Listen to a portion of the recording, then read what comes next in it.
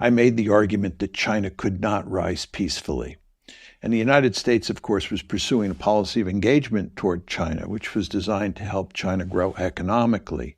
And my argument at the time was that if China grew economically, it would translate that economic might into military might, and it would try to dominate Asia, East Asia, the way the United States dominates the Western Hemisphere. And the United States, of course, would go to great lengths to try to contain China.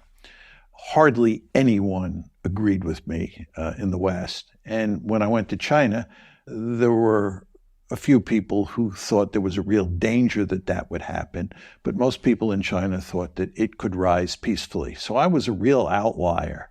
I think what's happened since then proves that I was basically right, that you were going to get an intense security competition once China began to grow economically. And again, it gets back to the basic logic that I laid out to you at the start of the show, which is to say that the best way to survive for China in the international system is to be especially powerful. And if you're weak, you suffer what the Chinese suffered between the late 1840s and late 1940s. They call it the century of national humiliation. You never want to be weak in international politics because the other great powers in the system will take advantage of you.